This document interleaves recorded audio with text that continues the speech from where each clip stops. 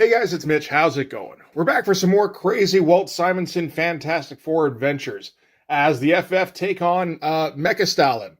No, the subtitle did not lie. That is actually what we're going to get. So we'll see how that goes as we take a look at Fantastic Four number 344. So just before we get into it, if you enjoy the channel, if you feel like you might want to help out a little bit, go subscribe on my Patreon. It gives you early access to everything I do, helps out the channel, and helps to buy new comics. Okay, so we should do a little bit of recap. We won't have to do a whole lot because Walt is usually pretty good about catching us up from month to month. So the main thing you need to know is that the Fantastic Four are in an alternate dimension that is pretty similar to our own, except that Dan Quayle is president of the United States and Russia is still run by Joseph Stalin. And the US and Russia are on the verge of World War III. And at the end of the last issue, they had actually started to launch the nukes. So that's kind of where we're at now. The Fantastic Four have to see if they can put a stop to nuclear Armageddon. They probably can. They put a stop to worse. So we might as well start with the cover here, where we've got the Fantastic Five versus Mecha-Stalin here in his giant purple robo suit. As you can see here, we've got Sue, Sherry, Mr. Fantastic, Human Torch, and Ben with a rocket launcher. I think there might be some difficulty if you're not familiar with what happened in the last issue, just kind of figuring out what the hell you're even looking at, maybe. But you can pick out, like, you know, Sherry and the Human Torch, and you can kind of go from there, I think. You don't necessarily know it's Stalin, though. Okay, so starting out, we'll get our recap from Walt himself. It's all gotten pretty complex. This is the short version. The Fantastic Four, really five right now, returned home after a journey through time, only to discover that they had arrived on an alternate Earth where the Cold War is still a reality and Dan Quayle is president. The button has been pushed, and our heroes are somewhere over Europe in a modified pogo plane, making a desperate attempt to stop World War III. And that's it. One thing I've noticed over the last few issues is that Walt has a particular skill at summing up the last few issues, which is actually pretty good for him because he has a tendency to come up with some really crazy fucking storylines. And we'll see here, writing and drawing, Walt Simonson, inking, Art T-Bear. So maybe a bit of trying to maintain the schedule there. Lettering still John Workman, coloring by Schiele and Ilbuche. I don't know who that is, but okay. Editing, of course, by the Karate Kid. You know what? I think Ilbuche is Steve Buccellato. I know he did the coloring on Wolverine number 43, which we just went over recently. All right, so the FF are in the air, and they're tracking down those ICBMs that are heading towards Russia. And they've all got their EMP generators. And they explain here what EMP does. EMP stands for electromagnetic pulse. And as they explain here, a strong enough pulse will destroy the computer's software, eliminating the programming and converting the rocket into an unguided ballistic missile. So without a targeting program, it'll probably just drop into the ocean halfway between North America and Europe. So yeah, Rita's going to try and sweep low, so while Sherry and Johnny just pick them off one by one high. Some cool looking pages. I don't know about the choice to make everything pink, mostly because of the torch here, really. He kind of gets a little bit lost in it, but well, you never really lose track of him exactly, but well, whatever, that's fine. It's all some fun stuff. This does make me feel a little bit like Walt put out the cover with all the big guns like one issue too early. But then if you do that one for this, then you don't get the issue with Mecha-Stalin on the cover, and then you're just kind of cheating yourself, really. So they are able to pick off all of the ICBMs before they get to Europe. So that's that part of World War III averted, at least. And what Reed decides to do here is he's going to call into the White House on their secured line, which he's not supposed to have the password for, and let them know what he's just done, that he's shot down all of their missiles. And he's telling him that we need to come to a peaceful resolution to this. And right when he's in the middle of saying that, Johnny tells him that he thinks the Reds are trying for a strike of their own. So he better hope that they can shoot those ones down too. Or he's actually just kind of presented a bit of a problem here, really.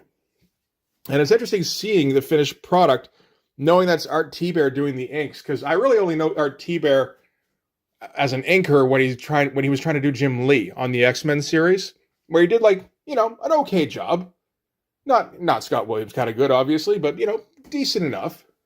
And there's just some very different lines going on here, going for a lot more thickness Obviously, a lot less rendering. He's not trying for any of that Jim Lee hatching. So he's sticking more to, like, trying to be faithful to the pencils, I think. And the Russians launched their ICBMs. So, looks like the Fantastic Four are going to have to go to work, and they just pick them all off. And because we've already seen the sequence where the Fantastic Four shoots down ICBMs, we don't really need to show it again. We just get on my mark, Johnny, 3, 2, 1, fire. And nice shooting, Ms. Marvel. I think we nailed all of them. So just completely take care of it all in one panel. The Soviets obviously notice their missiles going defunct, and they also note that there's a ship up here that they can't really track, so it has some kind of stealth capability that they're not able to pierce. In the meantime, they activate surface-to-air batteries so that they can try and shoot down this plane at least. They're going to have to try and eyeball it since it doesn't show up on radar.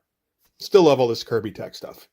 Walt's one of the few guys who can just sincerely incorporate Kirby tech into his art, and it doesn't even look remotely out of place. So they hone in on the Pogo plane here, swivel around these surface-to-air missile batteries, when all of a sudden the Pogo plane completely disappears, which leads them to think that maybe the Americans have much more advanced stealth technology than they had ever even thought of. And in the White House, the president and his aides are discussing the situation. So the Fantastic Four saying, we put a stop to your missiles, and then, going ahead and obviously putting the stop to the Russians' missiles right away, puts them in a position where they've proven at least that they're dedicated to a peaceful resolution. And while that, that is probably comforting, what the president's office is more concerned with is that the Fantastic Four obviously has technology that they can't even begin to comprehend either. So this aide here is just like, I don't care who that guy is. We need his secrets. And President Quayle is willing to give Reed 3 hours to go and talk to Joseph Stalin, because that's Reed's plan from here, is that he has to go and either incapacitate him or convince him that World War III is basically not in anybody's best interests. You wouldn't think it'd be too hard, but you never know. So Pogo plane touches down, and they have to stow away on a potato truck going to Moscow in order to get into the Kremlin. So they climb an invisible ramp to get over the wall with the barbed wire top here. Sue says, we got to hurry up because I'm getting exhausted. So between these ramps that she's had to do, plus turning the plane invisible, plus everything that's been going on before this, Sue's kind of been running herself dry. And fun little bit here as a bunch of them play their part in getting into the Kremlin. So Sue gets them over the wall. Mr. Fantastic neutralizes the alarm system. Sherry removes the windows, and Human Torch gives them a little light to climb in by. It's just little things like, it's not exactly earth-shattering stuff that only they could do, theoretically. But it's nice to have them all doing something, because in the last storyline, we didn't get a ton of that. Every once in a while, everybody would have something to do. But it was usually Mr. Fantastic. And then the Torch would have some stuff he was dealing with. But yeah, to have in this one, just have everybody have something to do is a nice touch. So once they get inside, they knock out the guards they can find, and Reed gets to work looking for a large generator signal. Because when there was the announcement on TV, there was the shot of Joseph Stalin with his giant purple mech in the background. So they figure, well, if he's got a giant purple mech that's sustaining him, he probably needs a whole lot of juice.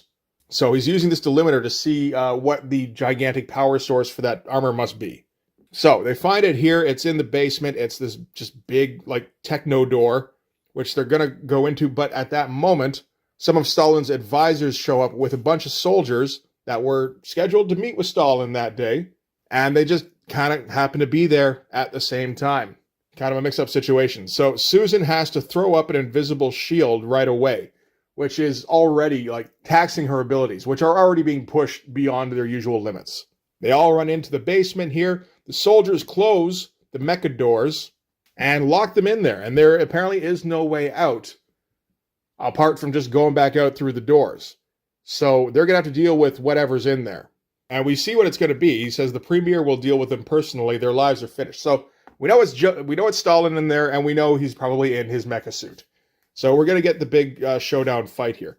And in preparation, Ben finds some tech, and he's going to build himself some weapons so that he can contribute a little bit. Because Ben doesn't have much to do. This is the problem with having Sherry as the Thing show. It's interesting to have that extra dynamic, but so often Ben just doesn't have anything to do in these comics. He can't really contribute in a fight, and he can't take any damage. It's a bit of a drag. So I mean, you can do this, but it has to be for a limited amount of time, and I think it's pretty much run its course here. So while they're locked in the basement, they're going to keep tracking that signal, and we got a nice big shot here of all the big bulky tech. It's a lot of it just seems like random shapes. Actually, this would be a really good template for when you need a big tech room, because like it's those big shapes that you need, and then you just break down the little details over top of them. And while they're in here, Premier Stalin starts talking to them. He's saying how he recognizes the Fantastic Four, although he also says this is not how I was told they were organized. So I'm gonna have to reprimand my KGB and intelligence network for this. And they're not sure where the voice is coming from, but it turns out he's already in his giant purple mech suit, which has been charging as part of the wall behind him. We got a gigantic splash page here, which we never really get from Walt, except when he's going all out. And we got the bit behind him here. I'm not sure if it's dramatic lighting or if it's like a hole in the wall for the mech to charge in. I think it might be a hole. But yeah, we can see that the mech itself is like 20, 30 feet tall. And Stalin goes to work right away, which is not a sentence I've said before. Takes out Reed immediately, and Ben thinks he's dead. So he breaks out the giant hand cannon that he's been saving for this, and just starts blasting away. Again, we get those awesome Walt Simonson blasts, which are mostly geometric shapes. And he tells Torch to go all out on Stalin here. So he starts to, but he can't go Nova Flame, where he's, putting out his maximum output, because if he did that, I mean, for one thing, he'd make the room too hot for anybody else in there. For another thing, he'd suck up all the oxygen in the room and asphyxiate everybody. And Stalin's suit is airtight, and has its own internal pressure system, so it wouldn't even hurt him anyway. Interesting time period when Genesis had come out, but not Super Nintendo. I forget about the order sometimes. All right, so the Torch is kind of nonplussed for a second, because if he can't do the fire, then he's kind of useless. And at that point, Stalin hits him with flame retardant foam, which just kind of knocks him out. I'm not for sure about the inking on some of this. It's got to be kind of difficult for somebody like RT Bear, particularly since I've seen him do fairly precise hatching on somebody like Jim Lee. And then you get somebody like Walt, who I think largely does very rough pencils, but still kind of deliberate. These lines here are pretty, they look pretty sketched in there, but I think those lines are exactly where they should be. So that's going to be kind of tough to figure out, really. So anyway, at that point, Sherry gets a hold of Stalin's robo-arm, which knocks him off balance. And then Sue kind of levitates herself up on an invisible platform and smacks him in the face with an invisible force field, which should render him unconscious. However, it doesn't really actually seem to do anything. And then Stalin throws off Sherry, just throws her across the room. In the meantime, Ben is breaking out a Thing outfit, which Stalin kind of recognizes because it's basically the same kind of thing he's in, which is basically an exoskeleton. I assume this is something that Ben's had for a little while and that we just haven't seen up until this point. How many of these issues have I done? I think this is the 7th in a row. And this is the first time I'm seeing that. But with the exoskeleton on, I assume he's got some protection and some enhanced strength, though probably not anywhere near what he was capable of before he was human. And so he trips up Stalin, is able to give him a big punch, and they kind of double team Stalin here. The mention before of his suit being airtight actually gives Ben an idea of just cutting off his oxygen. So, just encasing his head, which Sue is willing to do, but she's got to be careful about it because she doesn't want to kill him. Or as she says here, at least not until she sees what he's done to Reed.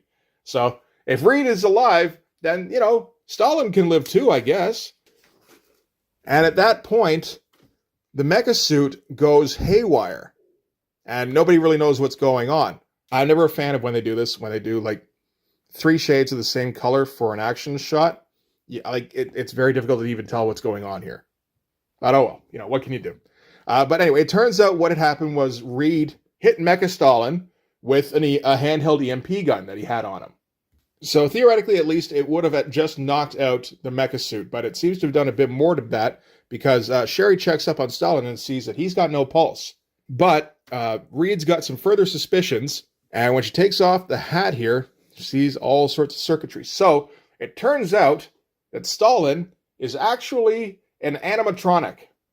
So we cut from that real quick. But first we're going to go back to the outside of the basement here, the robo door, where it's been over an hour, and there hasn't been any response yet. But at that moment, the doors begin to open up, and Stalin himself emerges and announces the Fantastic Four as heroes of the motherland, which throws off the 8 entirely, because that's impossible. The Fantastic Four are among the worst tools of the decadent capitalistic democracy. And Stalin says, no, that was how things were. How they are now is that we all have to work together to prevent nuclear Armageddon. And Reed says here, besides, how would the local Russian soldiery react if they were to ever learn that for the past 38 years they've been following an animated electronic dummy built in America? And the Russian aide here just does the big collar tug and goes, oh, of course, no, we absolutely are going along with this. And at that point, Stalin gets out of his robo-mech and announces to everybody that he and his cabinet are all stepping down and resigning their posts. Stalin there goes on to announce that Comrade Mikhail Gorbachev will now be the premier going forward. And the aide says, but he's not even in her circle. But the soldiers here don't care, of course, and they're kind of what's backing up the Fantastic Four at this moment. The first thing Gorbachev's going to do is he's going to reopen the hotline to the United States and get this whole thing sorted out and begin peace talks. And same again, the soldiery are all for this. And at that moment, Joseph Stalin has a heart attack and falls down in the basement of the Kremlin dead. Or at least with no heartbeat. All very convenient. So Gorbachev is stunned, but there's work to be done and there's further apocalypse to avoid. So the aide here, extremely pissed off at Reed because he figures out that he reprogrammed Stalin, obviously. And Reed's like, yep, good job, you figured that one out. But you might not want to say it too loud, because at this point, we're already headed towards peace talks. So, I mean, as it is, your options now are to retire peacefully and, go live in the country somewhere and just have a nice little life for the rest of your life. Or, you can get strung up by a bunch of angry soldiers. That's kind of up to you, I guess. And with that, they're going to all load up into the pogo plane, although Ben did a quick scout around and was able to find a file real quick before they take off. So they head back over to the United States, get a little bit of that cosmic space stuff that Walt likes so much, just a little bit. And then they make it home safe and sound. And yeah, so now they're getting ready to try and make it back to their own reality. Ben says his goodbye to Alicia, who, in his reality, he's not married to. Johnny is. But as far as this Alicia knows, she's married to Ben. And this is kind of a weird thing for her in that this is the first time probably she's ever seen Ben. Well, not seen. She's ever been around Ben as a human. So she gives him a kiss goodbye, which he doesn't think anything of because it's, okay, you're just practicing for when your guy comes back. But it's enough to kind of hurt Sherry's feelings here. So that's rough. And that's going to build up to a head for her situation, but not for a few more issues. Anyway, they all load up into the time sled here. Reed has left complete notes on everything that happened while they were gone for this universe's Mr. Fantastic. And they're just about ready to go when they realize they don't quite have Ben yet. And then he runs in and he also left something for this universe's Reed. And yeah, they load up. Ben waves goodbye to Alicia, who's trying to make up for having her feelings hurt by being a cow to everybody. So he's like, why you bother waving? She can't see you, which is a little harsh. And then the time sled takes off with some pretty wild stuff here, some wild visuals. A lot of crackling, a little bit of Kirby crackle, actually, and template circles and shit in here. That stuff always looks great when Walt does this. And as their time sled takes off, the time sled of this reality arrives. So they've also just made it back from the end of the universe, saving it from Galactus or, maybe killing it. Who knows? So our Fantastic Four head through the multiverse. All the readings seem to be normal. Everything is working correctly. And Reed's like, well, we won't know until we exit our trans-time parabola, but we are headed in the right direction. And we got one last shot here of counter read, who notices this file that Ben left on his desk, which you turn on its side here and says, Replicanimate Possibility Study, Report on Replacement of Vice President. So I assume that's of the United States. I can't tell if that's a feasibility study by the Americans to the Russians, or if it's that the Russians have planted a mole already in the White House. One or the other. Either way, I don't think we're really going to come back to it, because I don't think we're coming back to counter FF here. So it's just kind of a crazy little plot twist to throw in right at the end of the issue. It's like, all right, sure, why not? And next issue is going to be the Mesozoic Mambo. So I haven't read it, but I'm pretty sure what happens is that maybe they get back to their reality, but they don't get back to their time. I think they actually get back to the Mesozoic era, or something like that. So that'll be fun to check out, because we all know that Walt loves his dinosaur shit. And that's going to do it for Fantastic Four number 344. So that was a pretty crazy issue. We covered a lot of ground there. I mean, we just had 2 straight issues of alternate reality shenanigans, where the FF had to quickly stop World War III and then bounce again. It's a bit of a shame it couldn't have been drawn out more. That would have been nice. But it almost feels like Walt has too many ideas that he wants to get out too quickly to do like a really extended storyline. It doesn't seem like he's going to do kind of slow boil alternate reality politicking or anything like that. That could certainly be interesting, but yeah, that was never going to happen in this thing. We were going to get Stalin in a big giant robo suit. And then a big old fight where Ben Grimm wields a bazooka. And then, you're just happy with that. It is kind of crazy, though, how much of this run has been about time travel. This is, the 7th issue in a row already. I believe there's another 2 after this, and then there's another 4-part storyline after the new Fantastic Four business. So all sorts of just time travel shit going on, which is great. Particularly when you have somebody like Walt, who feels like he has a pretty good grasp of like sci-fi mechanics, but isn't averse to just making shit up and getting kind of crazy with it. So yeah, next time we're going to check out the Fantastic Four versus Dinosaurs, which is what Walt has really been building up to all this time. But for this one anyway, that's going to do it. So thanks very much for watching. If you like this video, please hit like, hit subscribe, hit the notifications so you know when the next one's coming out.